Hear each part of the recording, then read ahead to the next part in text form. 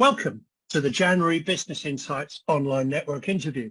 This month, Pete Allison will be sharing a Q&A debate about socially valuable business. Pete is joined by Corey McIntyre, Engagement and Social Value Lead at Cheltenham Borough Council, and Claire Sayers, who is the CSR consultant. So over to you, Pete, Corey and Claire, for the next 30 minutes or so, and I'll give you an alert with about 5 minutes to go. Over to you. Brilliant, thanks, Guy. And I'm very much aware that Corey has got some pressing stuff coming up and may need to leave us. So I'll just put that in as a head, and we won't be offended in any ways. He briefed us earlier, so we'll just see how this goes. But we may end up losing Corey partway through, and if that happens, it happens. So socially valuable business. We picked that title for this interview session because it brings together a number of things that increasingly over the last couple of years have sort of begun to creep in, then come to the fore, and then suddenly are blasting loud and clear at everybody. Whether we talk about climate or sustainability, whether we talk about the local pound, local procurement, and I could go on and on and on. It affects mental health, it affects inclusion, equality, diversity and inclusion, and many, many other areas. We've been aware of it in the projects we run with the shows. We've got a little bit involved with discussions in and around and outside the show. And there's a project that's been born in Gloucestershire called Together Gloucestershire, which is at its heart a combined project between Cirencester and Cheltenham Chambers of Commerce. It's sort of slightly outgrown that remit now, although we wouldn't take that away from the two chambers who spawned it.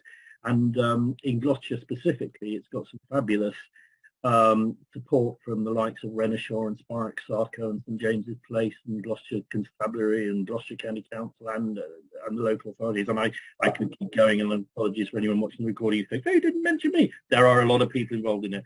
And as a result, it's got a lot of clout.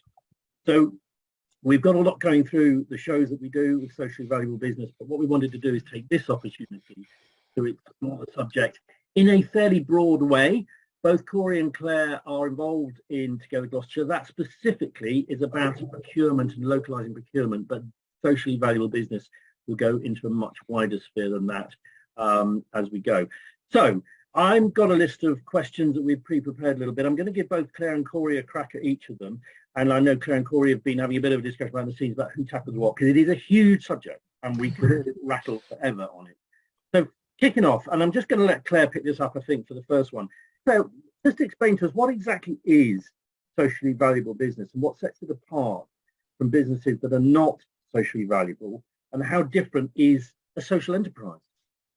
I think it's really interesting always to look into the past. And if you look at the Quaker brands that were created, the likes of Clark's, Kellogg's, those brands with the Quaker values who created and built schools and had housing for their staff.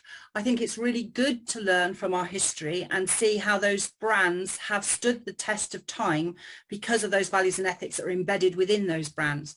And what you will see now in the new world, and I say new world, but everybody, I haven't got my phone to hand, that shows how old I am, because most young people have it welded to their hands. But I think in the new world, and I say that loosely, but it's even more relevant, I think, post-COVID, we all recognise that everybody is welded to a phone. Everybody's using social media. So if you are a business, there are many reasons for doing the right thing. Number one is about risk management and how you bed those values into the whole culture of your business and everybody to be on that same page. It's not a tick box exercise. So the risk element is very, very important. Secondly, as Peter's already touched upon, about procurement. So Social Value Act was created 10 years ago, and that was the government realising that actually they couldn't do the delivery in the communities that they used to. They needed a stick to hit the private sector over the head with, and basically a percentage of the scoring on tenders that go into the public sector, you will score higher if you're proving that you're doing good things, be it with people or the planet.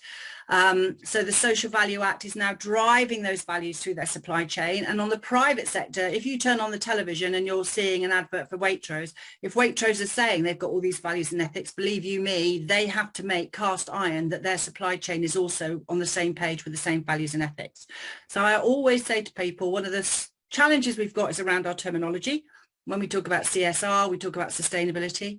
At the end of the day, in many businesses in the old days, just were driven by greed and profit. So if you're driven by greed, you may treat your staff badly. You may pollute the fields in which your farm is based because you're not accountable, and it really doesn't matter. But now in the new world, a really forward-thinking business, and as we've always, Corey and I have had long chats about this, it's no longer a nice to have, it's a must have. We need to have that policy in place. Businesses now have to embrace the triple bottom line. And I just say 3 Ps: take care of the planet, take care of people, and you're profitable. And going back to what the difference is with social enterprises, because I've worked with Jamie Oliver and the Eden Project, some amazing, working with the School of Social Entrepreneurs, I think of it as a scale. On one end, you've got the really big, fat, greedy corporates that don't care and are still driven by greed. This end, you've got the traditional charities that are still looking for grants and handouts. And it's the middle area that I think we all now start to look upon. So you've got the businesses who build their CSR and are doing good because they know it's the right thing.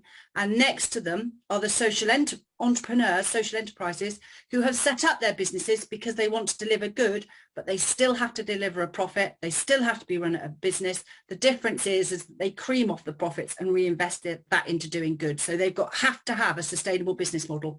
So that, anything to add to that, Corey? Well, Corey, yeah, I mean, you work for a local authority. So what's your take on this?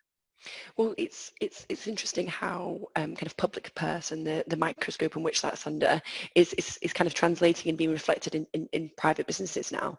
You know, more than ever, public purse, as we all understand, is being questioned, scrutinised. Every penny is being considered, and as a reflection of what citizens of local authorities are feeling, thinking, wanting. It's not just economic value from their local authority, but it's also conscious spend from their local authority, thorough thinking about what change we want to happen within our local communities and how that's being driven through that precious public purse. So yeah, absolutely agree with everything that Claire said. It's really, really at the forefront at the moment, which is really exciting.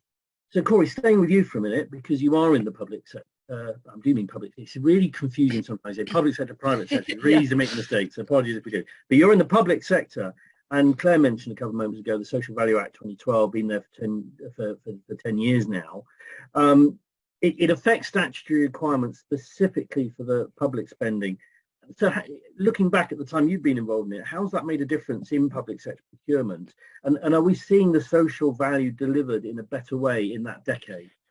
Yeah, so I mean, you know, like much of the change that happens within local authorities, you know, it's a drip feeding effect. So we see a change in legislation. So we see the introduction of the Social Value Act in 2012, which created the blueprint really for kind of change and progress in terms of public sector procurement specifically.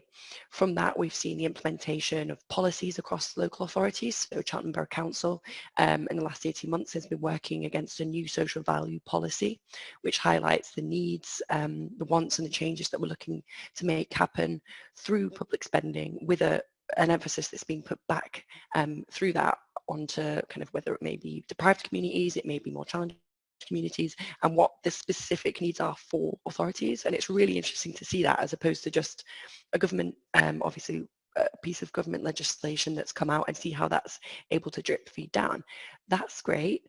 And you know, we have that weighting. So in 2021, the social value model was introduced by the government, again, which is drip fed down, and that introduces a 10% weighting on any procurement over £100,000 to give a consideration to social value. So that's brilliant. So in lots of ways, we are formally ticking lots of the boxes. Where we're seeing the difficulty in implementing this work is in practice. Like it always kind of is the way. We can have a piece of legislation, we can change law, we can create policies, but actually getting officers on board and making clear what does social value look like in practice. So when an officer is you know, going out to procure, thinking about suppliers, what questions are we asking? What tools are we giving officers? How are we actually implementing that work in practice? What does good practice look like? How are we measuring that? So that's kind of where we're at, I would say, in terms of the foundations have been laid. And as Claire mentions, it's frustrating that it's taken 10 years for that to happen, but we're now seeing a huge social movement which is pushing this change forward, which is fantastic. And we're starting to see it more heavily in practice now, which is why I'm in a job, I suppose. Brilliant. And Claire, you mentioned in your intro that you've just been completing a piece of work for Vale Glamorgan. So while you are yourself in the private sector, you are, as a consultant, working for the public sector. So what have you seen from the work you've done? It's very, very interesting. When I set up, because of the public sector, the Social Value Act, I was thinking, gosh, businesses are going to want to know how to build social value in order for them to add value to the tenders that they submit. But 10 years ago, the procurement teams I was talking to just really weren't that bothered. So when I went to Westminster, they said, well, the Social Value Act's been created.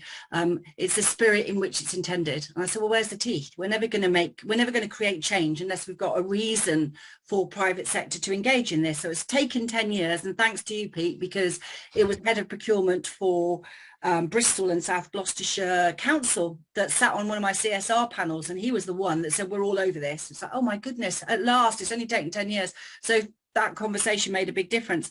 But where it's spinning across is, as we were saying earlier, if you watch any TV on ITV and you see the adverts every night, you will be very aware of how the private sector and how brands are very aware of their social responsibility. Marks and Spencer's were associating and partnering up with Neighbourly. Neighbourly is a platform which is signposting you to charities that need support.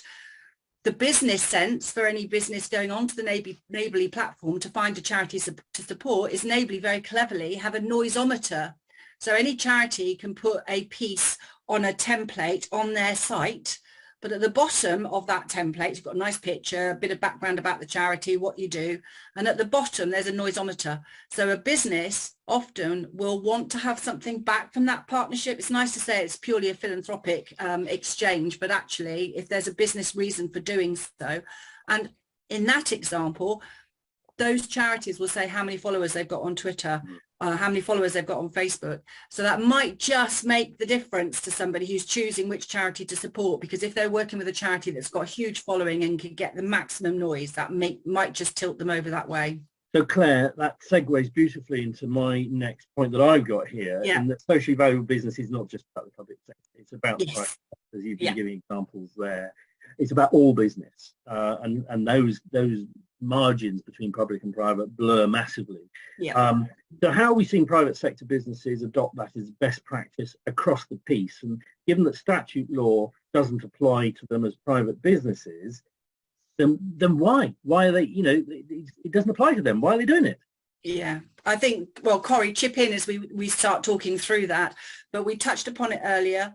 With the Social Value Act, if you're a private sector business and you want to engage with the public sector and win tenders, then it's in your best interest to actually ensure that you've got your house in order, because by demonstrating good practice within your community and within the environment and be able to share some of those case studies within those tenders, then that will enable you to win business. So I think from a winning business perspective, if you've got good values embedded within your business, it will help you with recruitment. So there's significant research now that's saying that the younger generation, yes, money is important to them, but actually younger generation want to work with businesses that are ethically responsible. And an example of that, when I worked in Cornwall, and I'm talking 15 years ago, Ginsters, not many Cornish people like Ginsters pasties, but talk to them, look at their website, their CSR's phenomenal. They buy all their produce within a 10-mile radius to keep the carbon footprint down.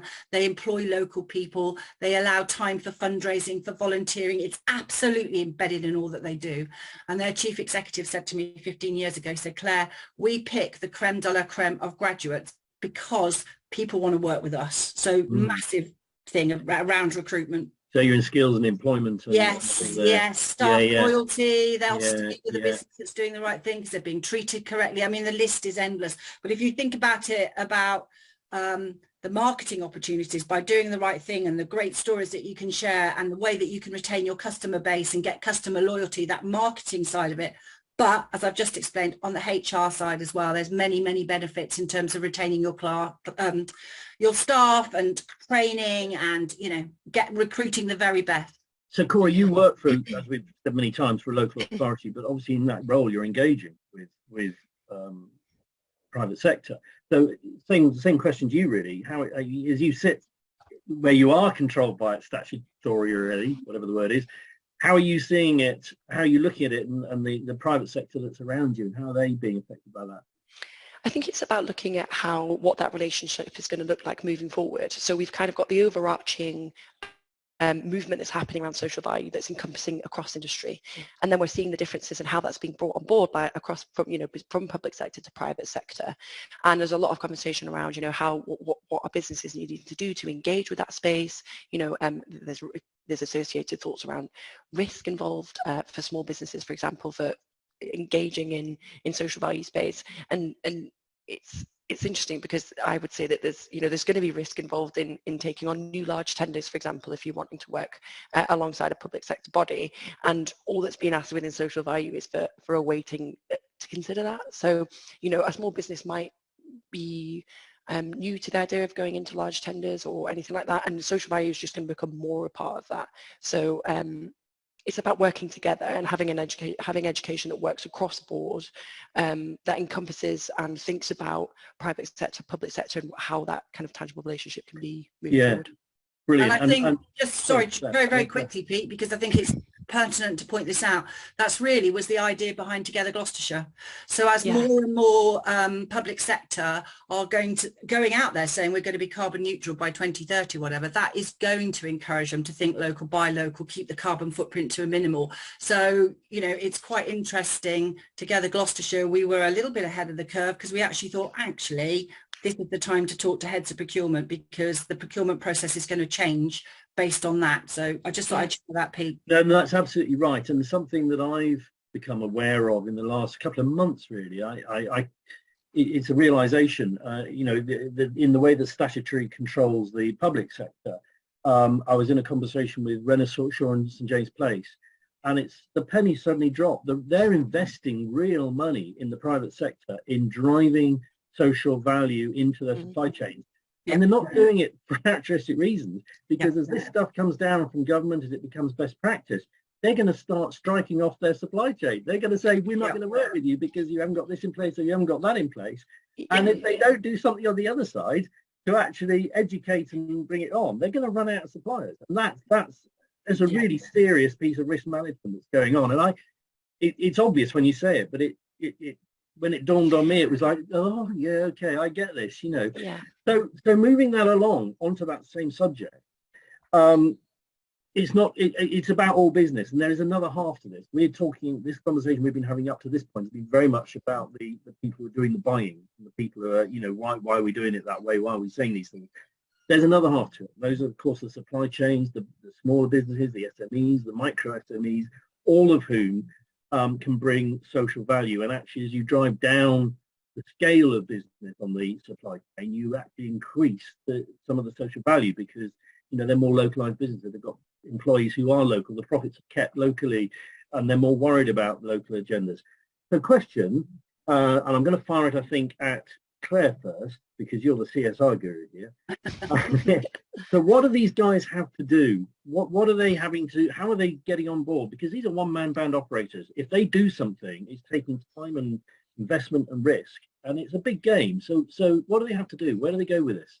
This is where I'm not going to make a plug for me because I've got enough work, so that's fine. But somebody like me, it's really useful, whatever the size of business you have. If you're a one-man band, or as I'm working with Sparx at the moment, which is a FTSE 100 business, and I'll just use Sparx as an example because they've got this highfalutin. Do go onto their website and look at their One Planet objectives. Their CSR strategy is phenomenal. And so can you imagine having to implement that culture across across the world, different cultures, different departments, different businesses? They have done that, and that's very difficult when you're talking to a very, very large company. The advantage of the smaller businesses and the one-man bands is the risk is less because it's you that's driving that, and it's driven by your values and your ethics. And you can easily embed that into everything that you do. And as I said, great to have a CSR consultant do that for you, but you can go online, you can find a CSR template, you can actually easily work through those questions to look at all the different elements of your business to make sure that you are doing the best thing and have the best practices and procedures in place. And there's, I'm sure people have heard of B Corp, which is a recognised accreditation. Very, very onerous. I've looked into doing B Corp, but it's huge. But at the very basic level, if you're a one-man band, a small business, and you just want to get your own business and practice sorted out, just take a day out of your business and don't think of that as wasted time. It's really good time. Have a look, see if you can get a template. Just really stop and think about your people and about the planet and work through that, and just create a simple CSR strategy, have it on your website, and just make sure that you do the checks and that you are following it. And I'll just give a little case study to it to show how it can go badly wrong. So I was on the board of Jamie Oliver's 15, the restaurant in Cornwall. So 15 was created by Jamie Oliver to help very disadvantaged kids to get them into the workplace. So they would take 15 kids every year, put them through a training schedule for a year, and then they would graduate and go out and work as chefs across the world. Amazing project. Jamie Oliver was all over the TV, absolutely bemoaning battery hens and how bad the animal welfare was and how he only used free range eggs. So what happened one day at Watergate Bay in Cornwall, sunny Sunday morning, very, very busy, loads of people turned up, they walked the dogs, they wanted breakfast, ran out of eggs.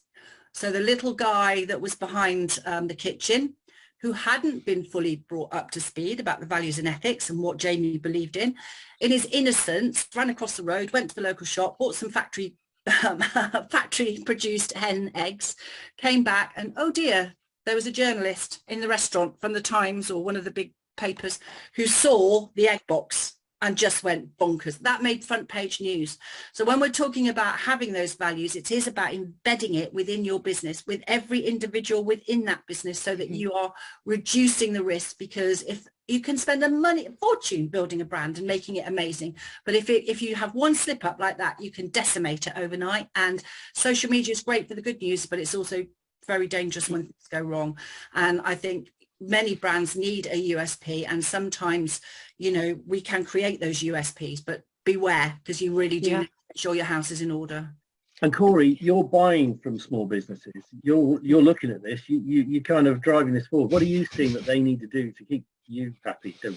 Don't break out happy. And that's actually the key thing I would want to focus on, is that it's not, you know, in no way up. I think a public sector sat there, or local authority sat there going, we're demanding absolute perfection.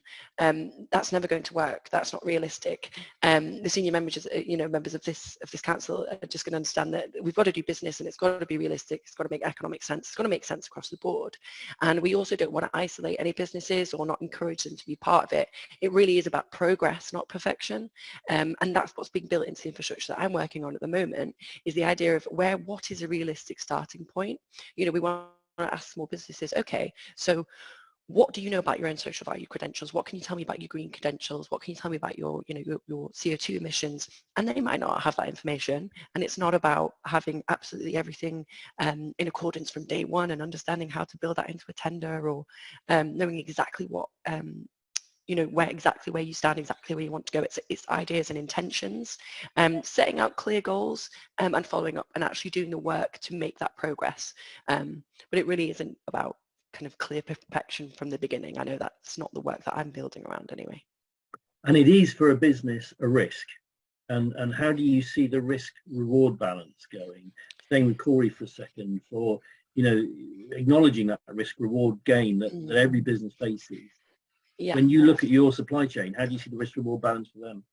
Well, I think we've got to start being honest about the conversation about the perception of risk here, because this is a huge tidal wave that's moving forward. This is socially the ripple effects of this are massive. You know, this is not something that's going to change. And these ripple effects are coming from people in communities that drive local authorities, consumers that drive private businesses. This information and these demands are coming from people.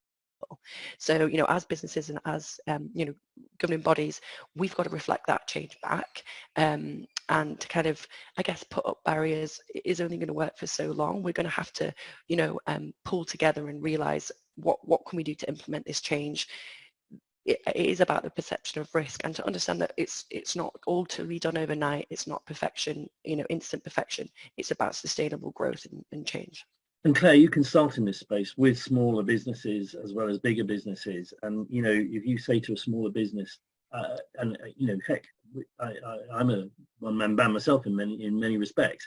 If you're going to make this change, you can be investing time. It's not just about money. It's time, it's energy, it's focus when we're all just trying to run a business. Risk reward balance for a micro or SME that's going, I've got to engage in this stuff. One of the things I'd absolutely state is it's about being authentic and real. And I have seen people that have gone out there and done the greenwash and say they're doing all these great things. So if you're not doing it and you don't believe in it and you don't see any value in it, then step aside, because if you're not authentic and you're not doing it for the right reasons, you're not going to deliver it. And I often talk about this as almost like a religious subject, and Corey's going to laugh at me, but I talk to people who get it, and if people get it, I love working with them, because they will have the same passion and the drive and the same vision, and it will be a success. But I actually joined a company in the financial space that actually headhunted me to go in, because they told me that they were all about embracing the triple bottom line. When I joined them, all of that went out the window. It was simply about profit. When I was starting to question them about some of the choices that they were making with their business and saying, well, how's that affecting the environment, or how's it affecting people? And you get that blank look and you think, okay, I'm talking at a brick wall here.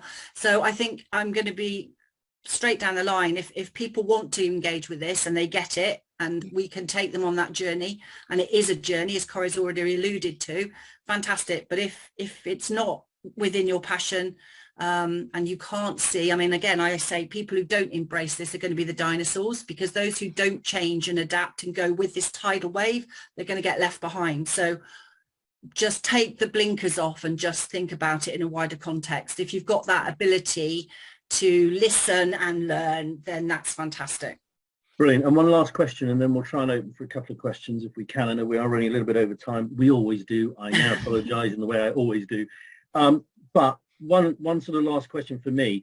The social value business, it clearly opens a discussion between ethics and values and doing business. That's a relationship, because we have to get a balance there.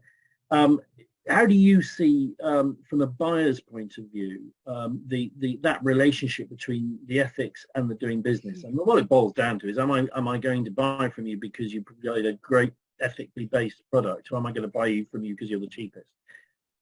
Okay, those are the two harder-nosed ends of the discussion. How does it sit? Claire, you go with that one. Obviously, I'm not a buyer. I'm not even going to pretend that I understand the buying process. But again, I'm great at throwing case studies out, aren't I? But I think this is an interesting one in that, again, years and years ago, I was talking to Alex Chalk, our MP. Alex Chalk was saying GCHQ is an oil well for Cheltenham and for Gloucestershire, but very, very, very little procurement is local. It mostly goes out of county, probably out of England, and how we can refocus GCHQ in terms of their buying, because can you imagine their spend? Now, what they had been doing, and I'm just about to re-establish conversations with Baxter Story, but for example, they use a third party for buying all their food and drink. Baxter Story have all their milk brought up from London into Cheltenham, which is not going to be possible. If we're saying about carbon neutral and food miles, etc., those practices will not be able to continue. But the sadness for me was when Alex Chalk was telling me this story, was that when they ran out of milk, they picked the phone up, spoke to Cottesmore Dairy, who were 2 fields away, who dutifully got their electric milk float out and came along and developed the milk. What that could do to that business in terms of the farmers, the employees, and their CSR is amazing, and what they do in the community. If they could have won just the GCHQ contract, what a massive difference that would have made to a company like Cottesmore Dairy. And I just think some of these little nuggets of case studies, I think, sort of just makes us stop and think. So hopefully things are absolutely going to have to change now, because if we're talking about being carbon neutral, we ain't going to be bringing milk up from London anymore. And Corey, you do work for a buyer. How does that relationship between profit and ethics, that has to sit somewhere? Is that an active discussion in? Yeah, absolutely. I mean, again, it's all of this work and all of this change is coming off the back of community, coming off the back of people saying we want better. You know, in terms of private business, we're amongst the smartest consumers we ever have been. Climate emergency conversation, social inequality conversation is at the forefront. You know, across public and private sector industries, and we've got to listen. We're you know, local authorities aren't going to be in good favour if they continue. You know, if you know, people are continually feeling like that it's not a reflection of an updated and modern and progressive society. So that's what we've got to have in mind. And you know, we were doing a little bit of digging, thinking about, you know, how are consumers changing from a private business perspective? Because again, it all comes down to individual people, and we managed to find some really amazing stats around a study of 1,000. This is around food changes in food consumption, and a study of 1,000 adults in the UK just in 2021. You know, we've got 71% I think are purchasing local produce, 57% are reducing their meat and dairy consumption. 46% are looking to are opting for ethical farming when they're thinking about buying food, and 37% are eating more organic food as well. So we can see there are 4 really key themes around what's being the driving force here, and that is conscious consumption and conscious spending, and it's definitely here to stay. So we've got to evolve as public and private sector bodies, and be a reflection of what society is asking for. And of course, the Borough Council represents the people of Cheltenham. So, you know, you're absolutely right. So, guys, that's been absolutely fabulous. I think I just want to see if there are any questions, just for any of you who are thinking of a question. But what I would say is, if anyone on this call or on a wider field want to engage the conversation, because it's a forest. When you can oh, that's a great idea, and you walk through the first gate into the forest, you go, oh my word, I've just lost my way. And that happens very fast. But right now, and hopefully ongoing, Together Gloucestershire is an organisation that is feeding its way through that forest with some very, very big friends on board helping it. And I think for anyone who wants to sort of start getting a little bit engaged in the conversation and working out how it can work, and also bringing the contribution, Jill Smith here on the screen shares we have 2 forums. We have what we call a corporate forum, which in essence is the buyers and where the really difficult procurement discussions and planning is done. And we have a micro SME forum, which Jill chairs, which is actually the equivalent for the smaller businesses who want to say, no, hang on a minute, don't give me millions of questionnaires. This is how I need to work. So those 2 bodies are working together at the moment, and do feel free to get hold of any of us and ask about that. Okay, right. Questions? As anybody, if it would do, good old fashioned, let's put hands up if we've got any questions, because it's a really significant issue here. Does anyone have any questions here for either Claire or Corey about doing socially valuable business? Oh my word, you don't. There you go. There you go. Okay, brilliant. Well, if you're very happy with that, that's fine. Good, lovely. Guy, you've come off mute, so over to you.